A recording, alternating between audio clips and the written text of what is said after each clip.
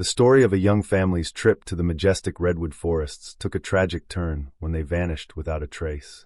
A massive search effort found no clues, and the case went cold for 4 years, becoming a local legend.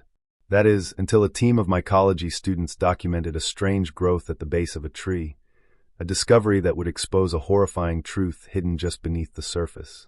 The calls to Serena Quaid's cell phone began not with panic, but with mild frustration. It was late August 2013, and Odelia Hastings expected her daughter to have checked in hours ago. Serena, 32, her husband, Kalin Vancraftoft, 33, and their 6-month-old daughter, Ella, were due back from a 3-day trip exploring the towering groves of the Redwood National and State Parks in Northern California. They were seasoned travelers, Kalin especially, and the itinerary was supposed to be relaxed, with easy trails suitable for a baby carrier. Yet as the evening wore on, the scheduled call never came. Odelia tried Serena's phone again. It went straight to voicemail. She tried Kalin's. The same result. A knot of anxiety began to tighten in Odelia's chest.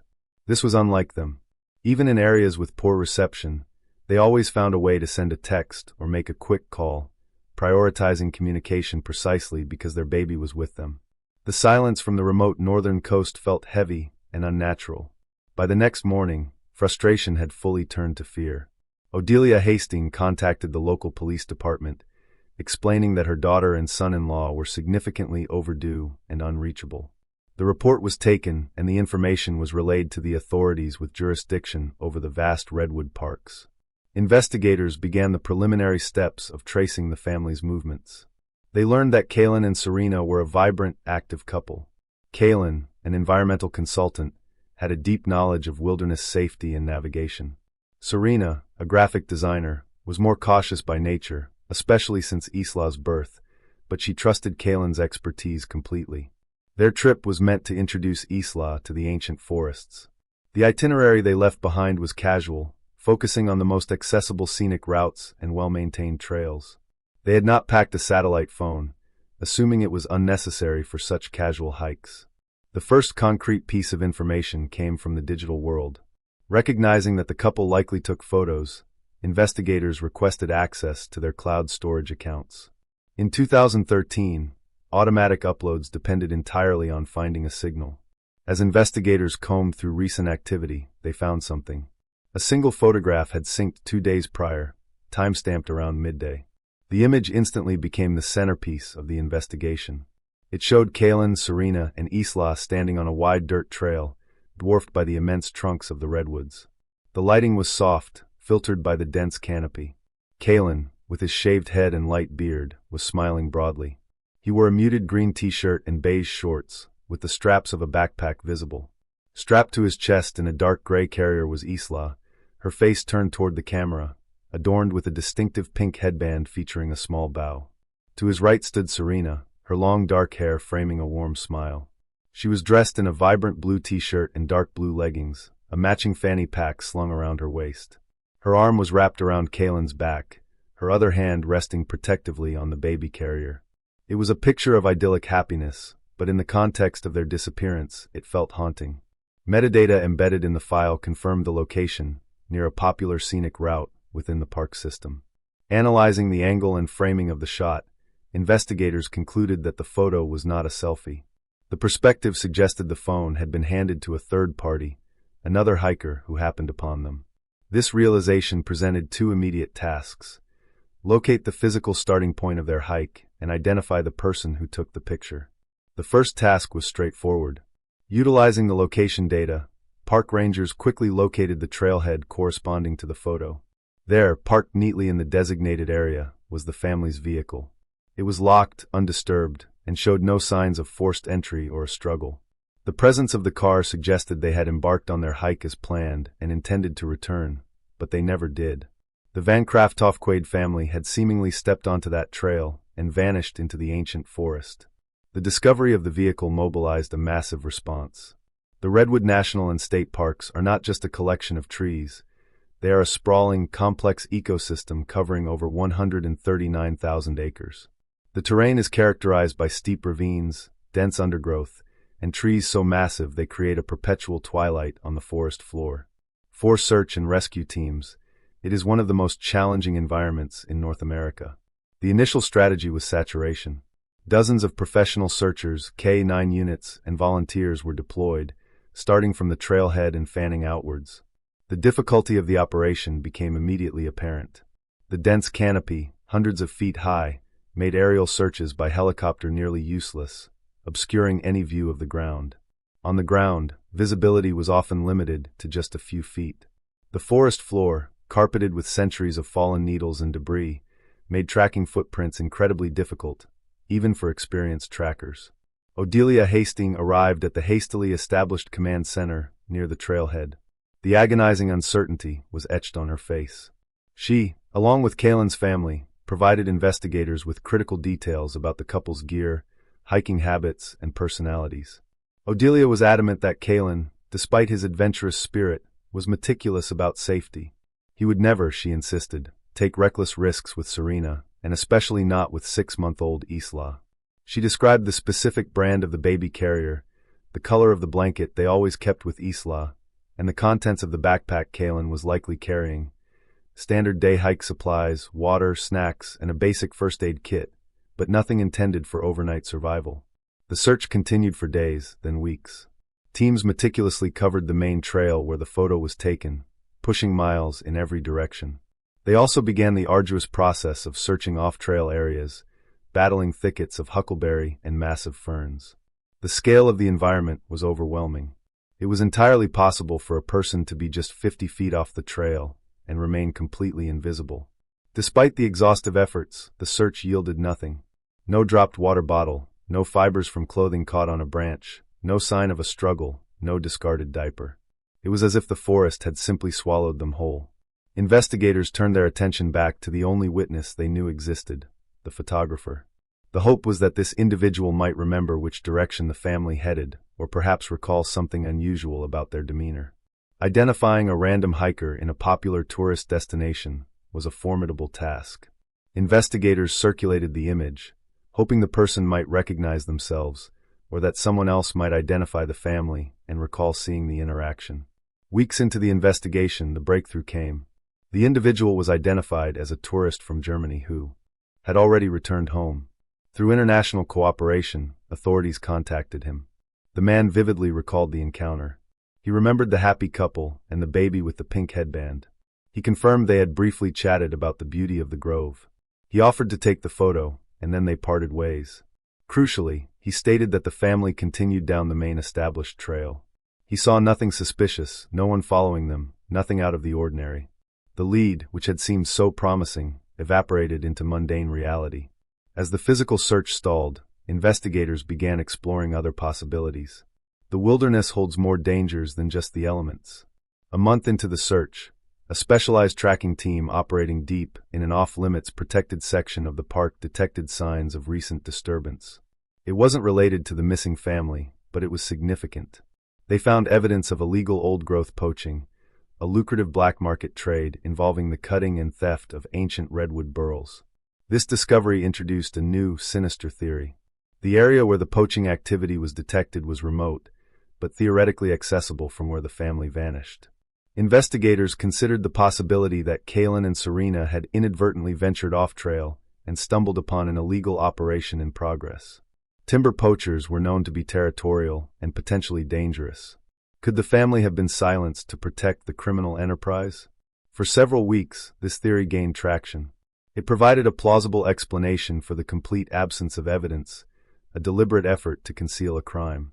Detectives began investigating local timber black markets, looking for informants and recent movements of high-value wood. They interviewed known associates of poaching rings in the region. However, the investigation found no correlation. The timing didn't align perfectly, and informants within the poaching community, when pressed, offered nothing connecting their activities to the family's disappearance. The theory, like the physical search, hit a dead end. After 2 months, the relentless pace of the search operation became unsustainable. The weather began to turn, and the resources required were immense. With no new leads and the probability of survival diminishing, the active search was officially scaled back. The case remained open, intensely scrutinized by Odelia Hastings, but the initial urgency faded. The disappearance of the Vancraftoft Quaid family became another tragic mystery held by the silent, ancient woods. The trail had gone completely cold. The narrative jumps forward 4 years to the summer of 2017. The memory of the missing family had begun to fade from public consciousness. Though Odelia Hastings continued to press authorities for answers, the forest, meanwhile, continued its slow, inexorable cycle of growth and decay.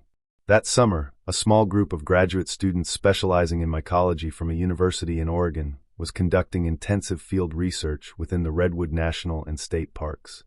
They were led by Xander Zeller, a meticulous researcher focused on how recent wildfires were affecting fungal growth. Their research permits gave them access to remote, rarely visited sections of the park, miles away from the popular trails and nowhere near where Kalin, Serena, and Isla had vanished. Their presence deep in this rugged terrain was legitimate, driven by scientific curiosity. The group had been hiking for hours, navigating steep slopes and dense undergrowth, moving between their established research grids. The air was damp and cool beneath the canopy, the only sound the crunch of their own movements.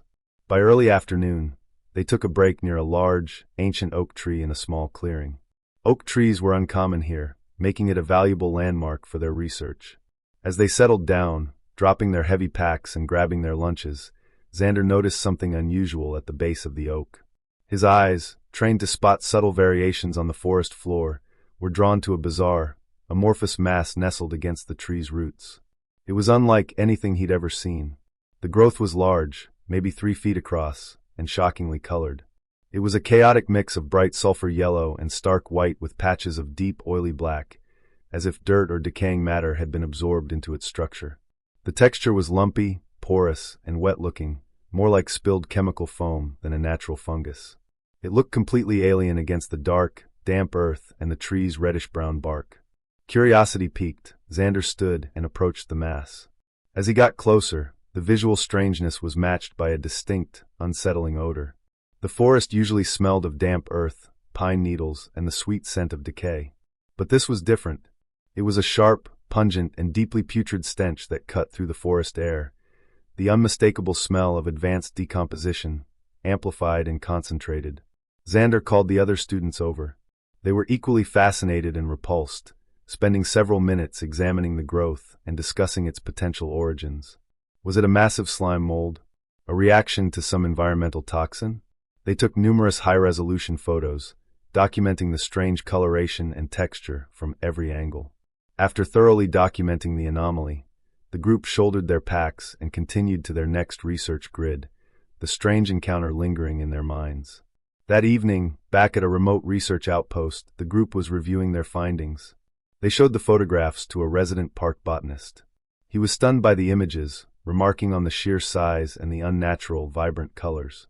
Based on the visual evidence and Xander's description of the intense odor, the botanist offered a hypothesis. The growth was likely the result of decomposition gases from a large buried animal, perhaps a bear or an elk, fueling an extreme, localized fungal bloom. The nutrients released during decomposition, combined with specific environmental conditions, could create such an anomaly. This explanation resonated with the group. If a large animal carcass was indeed buried there, the decomposition process and its impact on the surrounding fungal ecology presented a unique research opportunity. It was a chance to document a rarely observed phenomenon. Driven by this scientific curiosity, Zeller and his team decided to return to the site the next day. They brought sampling tools, core samplers, and the compact survival shovels they carried for fieldwork. The hike back to the oak tree was swift and focused. When they arrived, the fungal mass was unchanged, the pungent odor still hanging heavily in the air. They began their work methodically. The plan was to take soil samples from around the mass, then carefully excavate a small section to determine the source of the nutrients. Zeller started digging at the edge of the growth. The soil was loose, making the initial digging easy. As he dug deeper, the stench intensified rapidly, becoming almost overwhelming. They had to take turns digging, the odor forcing them to step back for fresh air. A few feet down, Xander's shovel struck something resilient. It wasn't the resistance of a root or a rock, but something that gave way slightly under pressure. He cleared the loose dirt away. It was a sheet of heavy-duty black plastic. It wasn't a natural part of the forest floor. The realization that this wasn't a buried animal hit the group instantly. The atmosphere shifted from scientific curiosity to apprehension. They continued digging with a new sense of urgency, uncovering more of the plastic. It was a large tarp layered multiple times, suggesting a deliberate effort to seal whatever was inside. The implications were ominous. This was a clandestine burial. Working together, they cleared enough dirt to expose a significant section of the tarp. Using a field knife, Xander carefully cut through the layers of plastic. The moment the seal was broken, the concentrated odor of decomposition rushed out. Peering into the opening, they saw not the fur of an animal, but the heavily decomposed remains of a human adult. The discovery was jarring. The students immediately stopped the excavation. The reality of their situation, deep in the wilderness, standing over a hidden grave, was overwhelming. Xander retrieved the satellite phone from his pack and, with shaking hands, contacted the authorities, reporting the discovery of human remains in one of the most remote sections of the park. The coordinates he provided directed authorities to a location far from any established trail system. The logistical challenge of reaching the site was significant. A specialized forensic team had to be airlifted as close as possible and then hike for several hours through the rugged terrain, carrying heavy equipment. The isolation that had kept the grave hidden for years now complicated the investigation. When the team arrived, they found the scene exactly as the students had described it, the bizarre, vibrant fungal growth contrasting sharply with the disturbed earth and the exposed section of black tarp. The students, who had remained nearby as instructed, were interviewed by the initial responding officers. They recounted the discovery, emphasizing the scientific curiosity that led them to dig and the shock of finding human remains. The forensic team began the meticulous process of securing the scene. The remote location required them to establish a perimeter and work under field conditions, battling the damp environment and the overwhelming odor emanating from the grave. The excavation was slow and methodical. Every layer of soil was sifted, every piece of potential evidence catalogued. The strange fungal growth was carefully documented and sampled, recognized as a byproduct of the decomposition process occurring beneath it. The excavation revealed the full extent of the burial. The body was tightly wrapped in multiple layers of heavy-duty black tarp, sealed with a thoroughness that suggested time and deliberation. This was not a hasty burial, it was a calculated disposal. After several hours of painstaking work, the body, still encased in the tarp, was removed from the grave and prepared for transport to the medical examiner's office. The initial assessment confirmed the remains were those of an adult male, but the identity remained unknown. The news of the discovery rippled through the region, reaching Odelia Hastings. The discovery of a body in the Redwoods inevitably raised the painful possibility that it might be connected to the disappearance of her family 4 years earlier. The uncertainty was agonizing. At the medical examiner's office, the process of identification began. The advanced state of decomposition made visual identification impossible. The remains were largely skeletonized, with some preserved tissue remaining within the anaerobic environment created by the tarp.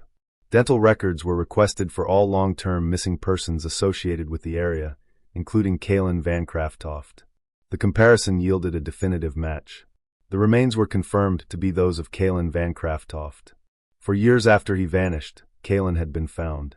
The discovery was a devastating blow to his family and to Odelia Hastings. It confirmed their worst fears, but also shattered the previous theories about the family getting lost or falling victim to the elements. Kalin had been deliberately buried, hidden deep in the wilderness. This strongly suggested foul play was involved, at least in the disposal of his body. But the discovery raised a terrifying new question. Where were Serena and Isla? The grave contained only Kalin's remains. There was no sign of his wife or their baby daughter. The mystery deepened, taking a darker turn. The autopsy commenced, presenting significant challenges due to the condition of the remains. The medical examiner meticulously examined the skeleton for any signs of trauma. There were no gunshot wounds, no evidence of stabbing, no fractures indicative of blunt force trauma. The hyoid bone was intact. The cause of death was initially undetermined. This paradox was baffling. The clandestine burial strongly suggested concealment. Yet, the remains showed no signs of violence. How did Kalin die? And why would someone go to such lengths to hide his body if the death was accidental or natural? Investigators were left with a scenario that made little sense. If Kalin had died accidentally, why didn't Serena seek help? If she was involved in the burial, it seemed physically impossible for her to have dug the grave herself, especially while caring for a 6-month-old baby. Furthermore, where would she have obtained heavy-duty black tarp in the middle of the wilderness? The evidence pointed toward the involvement of a third party, but the lack of trauma on Kalin's body complicated the narrative of a violent abduction. Faced with the absence of a clear cause of death, the medical examiner ordered specialized toxicological screening. This was a complex and time-consuming process involving the analysis of bone marrow and the decomposition fluids that had been trapped within the tarp. These fluids, a concentrated byproduct of the body's breakdown, might hold chemical clues that had been preserved. Weeks later, the results came back, and they were startling. The analysis detected highly concentrated compounds of rattlesnake venom. The levels were significant, suggesting a severe envenomation shortly before death. The revelation was shocking. Rattlesnakes, while present in Northern California, are exceedingly rare in the deep shade and cool temperatures of the redwood forests. They prefer drier, warmer environments. Investigators consulted with herpetologists, who confirmed that while not impossible, a fatal encounter in this specific ecosystem was extremely rare. The snakebite theory provided a plausible cause of death that aligned with the lack of trauma on the remains. The working theory shifted dramatically. Investigators theorized that Kalin might have been bitten by a rattlesnake while hiking. Given the potency of the venom and their remote location, the bite could have been fatal within hours. However, this theory still failed to explain the burial or the disappearance of Serena and Isa. If Kalin died from a snakebite, what happened next?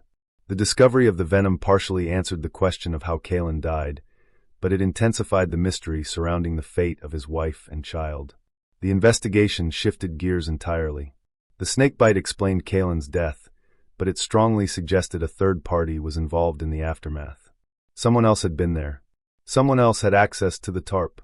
Someone else had buried Kalin. The investigation was no longer just about finding missing hikers. It was about reconstructing a complex and terrifying sequence of events that began with a fatal encounter with a snake and ended with a hidden grave. With the realization that a third party was involved in the burial of Kalin Vancraftoft, the investigation focused on the physical evidence found at the gravesite. The remote location, while initially a hindrance, now became a crucial element of the investigation.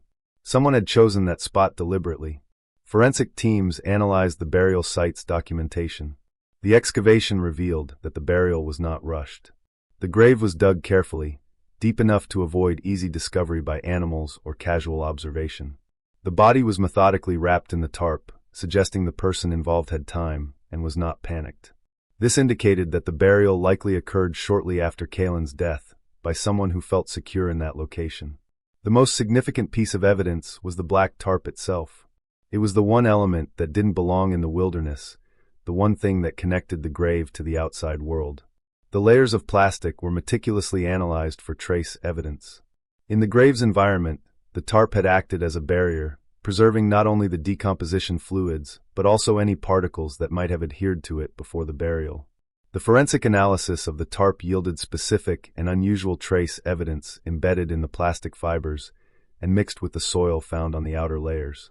Investigators found microscopic particles of a specific type of volcanic rock dust.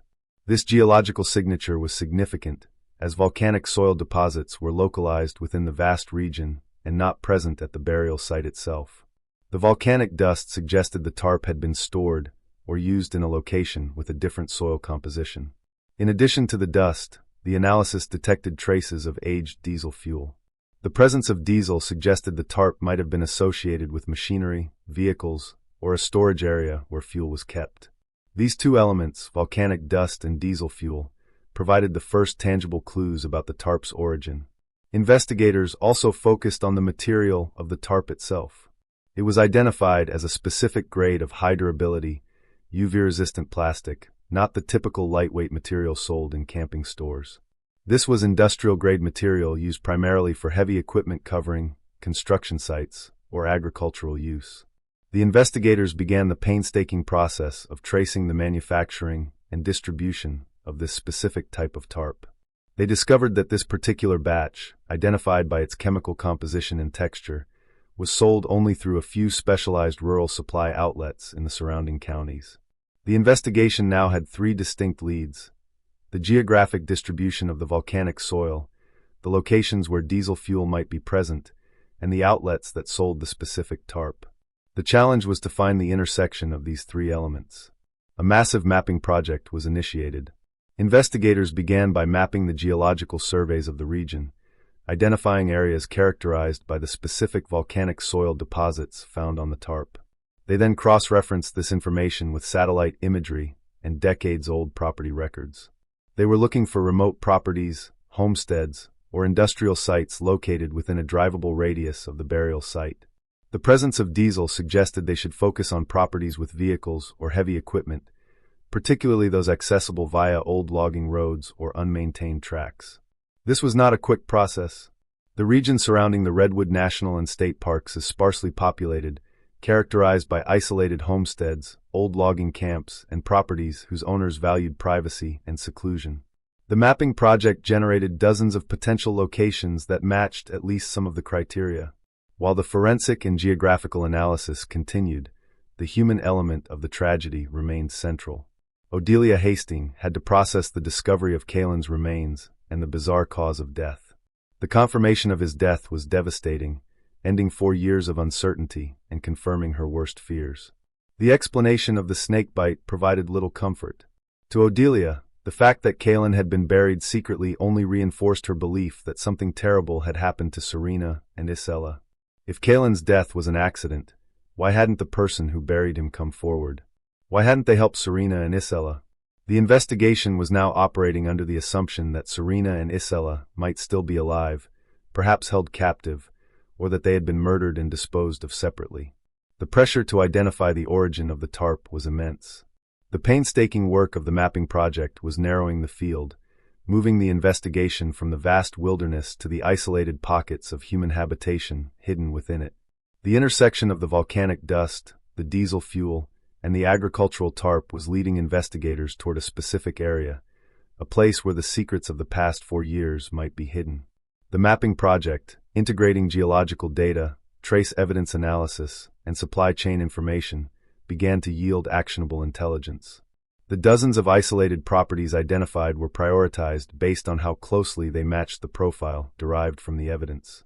Investigators began the systematic process of visiting these locations. Given the sensitive nature of the investigation and the independent, often suspicious nature of the residents in these remote areas, the approach had to be cautious. They couldn't simply arrive and start asking questions about a 4-year-old disappearance and a hidden grave. The investigators often operated under the pretext of routine fire safety compliance checks or illegal cultivation surveys, common reasons for law enforcement presence in the region. This allowed them to assess the residents, observe the premises, and look for the specific elements identified in the investigation without raising suspicion. They visited old logging camps, isolated cabins, and off-grid homesteads. At each location, they looked for rolls of the specific black agricultural tarp, signs of heavy equipment, and the presence of diesel storage. They also took discrete soil samples for comparison with the volcanic dust found at the grave. The investigation eventually focused on a property situated about 8 miles from Kalin's grave. This property was located in an area characterized by the specific volcanic soil identified in the forensic analysis. It was accessible only via a rough, unmaintained track that cut through the dense forest, making it extremely isolated. The property was owned by Whan Yrow, a man in his late 50s. Local records indicated that Yrow lived alone and had owned the property for decades. Interviews with locals in the nearest small town painted a picture of Yrow as an eccentric and sometimes volatile recluse. He was known to live entirely off-grid, rarely coming into town for supplies, and fiercely protective of his privacy. 2 detectives were assigned to conduct the initial visit to Yarrow's homestead. The drive itself was challenging. The unmaintained track required a high-clearance vehicle.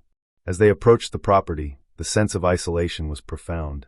The homestead was a collection of structures built over time, a main cabin, several outbuildings, and sheds. The property was cluttered with old machinery, rusting vehicles, and various debris. It had an unkempt, almost feral atmosphere. The detectives approached the main cabin and announced their presence. Whan Yrow emerged. He was a weathered man dressed in worn work clothes, his expression immediately defensive and hostile. He questioned the detectives' presence on his property, demanding to know why they were there. The detectives stuck to their pretext of a fire safety compliance check, explaining they were surveying all properties in the area due to the high fire risk. Yrow was uncooperative, answering questions with monosyllabic replies and complaining about government intrusion. While one detective engaged Yrow in conversation, the other carefully observed the surroundings. The ground around the homestead was characterized by the distinctive reddish-brown volcanic soil. Then the detectives spotted what they were looking for. Near one of the larger outbuildings, there was a dilapidated tractor partially covered by a large sheet of black plastic. The material appeared identical in texture and weight to the tarp found at the grave. Nearby, there was an old diesel tank stained with years of use. Several large rolls of the same black tarp were stacked against the side of the shed.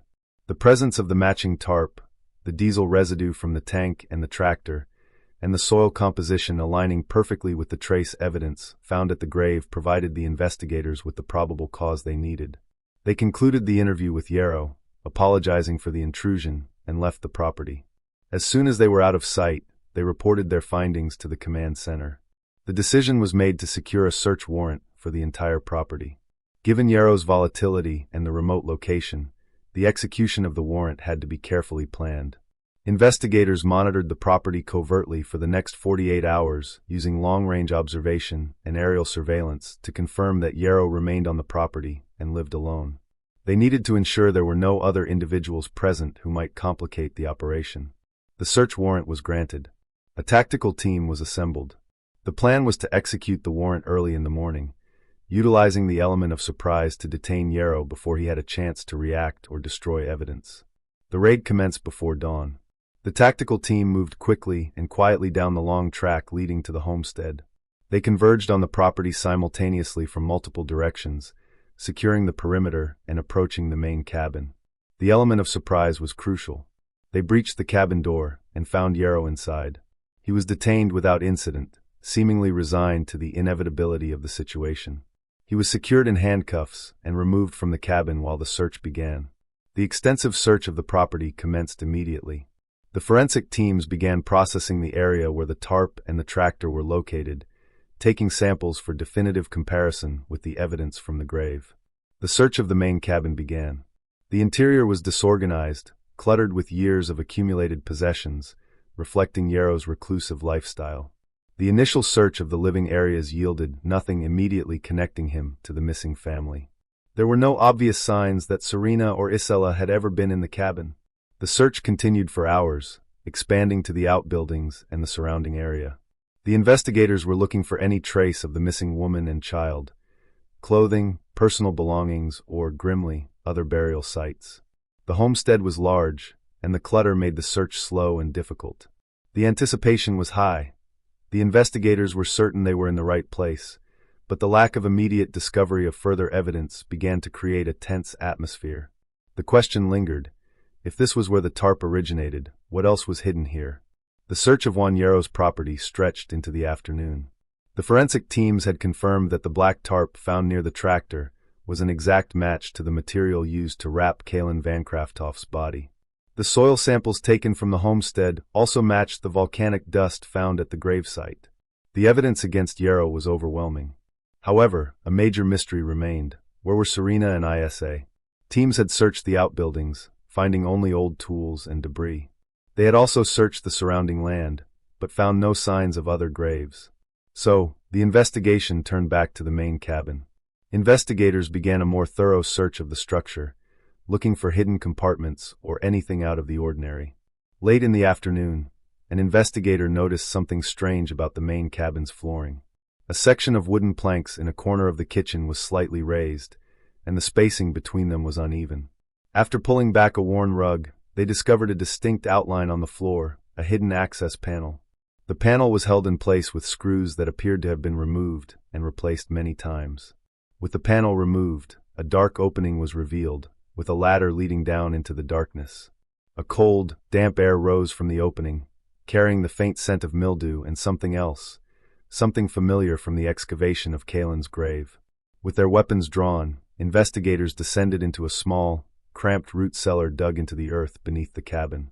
The ceiling was low, and the walls were lined with rough wooden shelves holding jars of preserved food. As their flashlights cut through the gloom, the forensic team made a horrific discovery. Partially buried in the dirt floor, under a pile of old burlap sacks, were human remains. The remains were mostly skeletal, as decomposition was advanced. The excavation of the small space was difficult, but the team identified the body quickly. Clothing fragments found with the remains matched the description of what Serena Quaid was wearing when she disappeared. Dental records later confirmed the identification. Serena had been found. Serena's body confirmed the investigation's darkest theories. The scene in the root cellar indicated a violent end, with evidence suggesting she had been restrained. The autopsy later confirmed the cause of death. A fractured hyoid bone indicated she had been strangled. The discovery of Serena's body answered one question, but intensified another. What happened to baby Isa? There was no sign of the infant's remains anywhere on the property. However, investigators did find other items in the root cellar that connected back to the disappearance. Tucked away behind a stack of crates, they found a small mildewed bag. Inside was the blue fanny pack Serena was seen wearing in her last photo, still containing her wallet and ID.